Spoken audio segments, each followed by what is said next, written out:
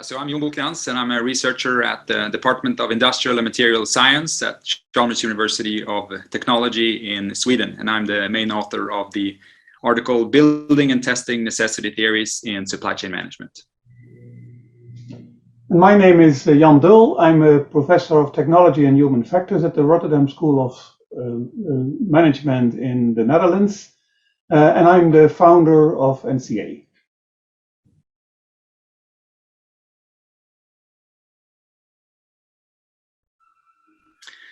Yeah, so the story of this article, I guess, started a few years ago when Jan made a visit to Chalmers here in Sweden and held a seminar about necessary condition analysis, or in short, NCA.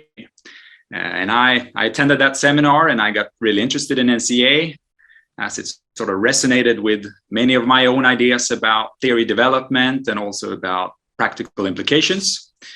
So me and Jan, we sat down a bit and talked after that seminar, and we decided to arrange a research visit for me to Rotterdam School of Management and in the Netherlands.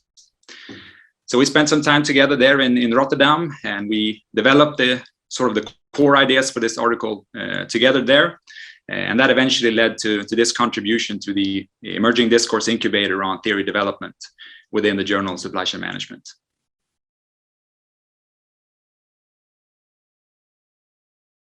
Yeah, so necessity theories, they are unique theories that inform what level of a concept that must be present to achieve a desired level of an outcome.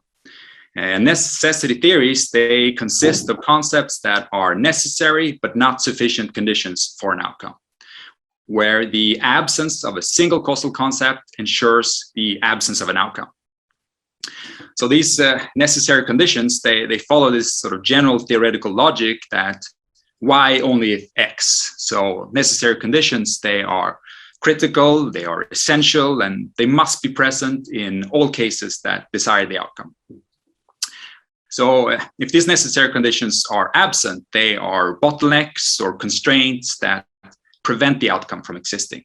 Sort of in the sense that without X, you won't have Y. And in our article, a core contribution that we make is that we introduce a novel definition of necessity theories as a theory that employs causal necessity logic for describing the causal relationships between all or a selection of the concepts of a theory. And also following on from this definition, we distinguish between two types of necessity theories that we call either pure or embedded. And we also describe the virtues of good necessity theories. And with this sort of clarification of what necessity theories are, we think that supply chain management scholars are well equipped now to build and test their own necessity theories. If you look at the larger body of supply chain management theories, then you can see that those theories are based on a certain type of logic that is different than the necessity logic, which is called the additive logic. And it means that the contributing factors of this theory, they on average contribute to the outcome. And they're not necessary by definition, but they contribute to the outcome and they can compensate for each other. So if one of the factors is missing from the theory or has a low value in practice, that doesn't matter, then you can still have the outcome because the other factors can take it over. So that is the core idea of most of the theories in supply chain management, but also beyond supply chain management. So what we offer is an additional view on phenomena, on theories, by looking at other roles of the concepts of a theory.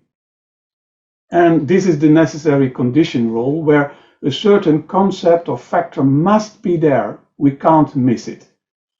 And that produces a new type of propositions, the necessary condition propositions. And that type of theory then differs because it has necessity in it, and it is not based on average additive logic. And this will give additional insights.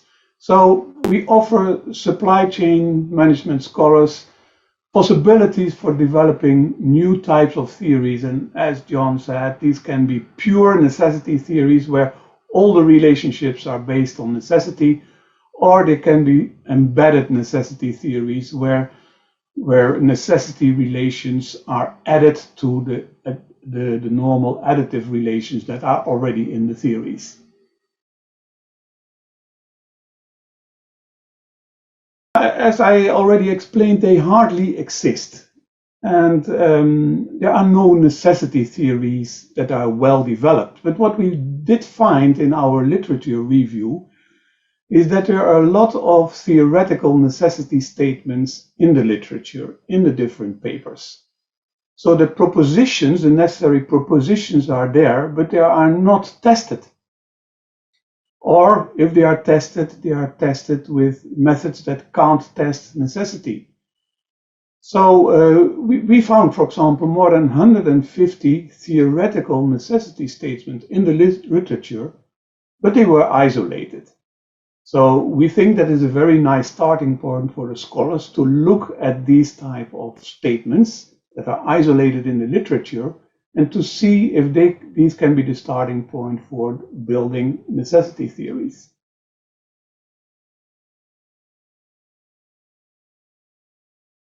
I think here the essential thing is the concept of theory-method fit. If you have an additive logic theory, you must use a method that can test if the theory is correct or not. So you should do a method like a regression-based method, like multiple regression or structural equation modeling. That are methods that test additive logic theories. But if you have a necessity theory, those regression models don't work. And you need another method, and that's the method necessary condition analysis that was developed a couple of years ago. So it is different, necessary condition analysis, than regression analysis, and that's maybe best explained by imagining an XY scatter plot. In an XY scatter plot, you have data scattered around, and if there is an average relationship, we draw a line through the middle of the data, and that's our regression line. And if the regression line is not horizontal, we believe that there is an average effect of X on Y. But what necessary condition analysis is doing is it puts a ceiling line on top of the data. So it isolates the full space of data from the empty space. And this empty space is an indication that it is impossible to have a high outcome if you don't have also a high condition. So X is necessary for Y. High X is necessary for high Y. So that is fundamentally a different way of analyzing data. And it's not better than regression analysis, but it is different, and it all depends on your theory. If you have a necessity theory, don't use regression, but use NCA. If you have a additive logic theory, don't use NCA, but use regression. Maybe also to mention a few words about qualitative comparative analysis, which is a method that is also based on the logic of necessity and sufficiency. And in that method, the main goal is to formulate sufficient configurations, and configurations are combinations of factors that together are sufficient for the outcome, but they are not necessary together for an outcome because there may be also other configurations that can produce the outcome. But this method also includes, although that is not the primary goal, the possibility to analyze the necessary conditions. The difference here is that this is an analysis of necessary conditions, what we call in kind. The necessary condition can only be present or absent and doesn't have the details of NCA, that it is a certain level of X that can be that is necessary for a certain level of Y, and therefore NCA usually finds more necessary conditions than QCA. So in fact, it is all about theory-method fit. If you have an additive logic theory, then use regression. If you have a configurational sufficiency logic theory, then use QCA. And if you have a necessity theory, then use NCA.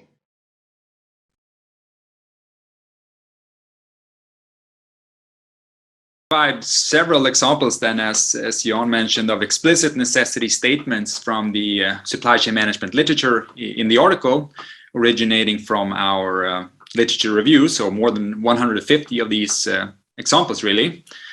Just to mention a few, we have, for example, supply chain visibility is necessary but insufficient capability for enabling supply chain responsiveness. Or you have that trust is necessary but not sufficient for supply chain partner success. And we also have this sort of running example in the introduction section of how if commitment among the supply chain partners is necessary for a successful supply chain partnership, then necessity logic would imply that this partnership will never be successful when commitment is absent. So in this sense, absence of commitment, it guarantees failure. And this also means that improving anything but commitment is a waste of time and money and other resources, because then commitment is the bottleneck.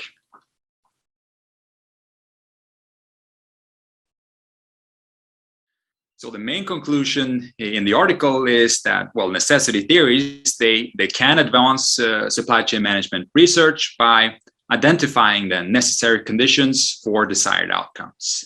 And necessity theories, they are also really important to practice, because all necessary conditions must be satisfied to avoid failure. So in essence, necessity theories, they can provide a new understanding of supply chain management phenomena, and then the method of NCA in turn offers a valid way of empirically testing these necessity relationships. And in the article, we conclude by providing really clear recommendations, and we also provide a checklist of best practices that we call the do's and the don'ts of NCA studies. And we hope that this will sort of support supply chain management scholars in building and testing their own necessity theories. And overall, we of course hope that this article will inspire scholars to develop these novel necessity theories, and they will in turn deepen or renew our understanding of supply chain management phenomena.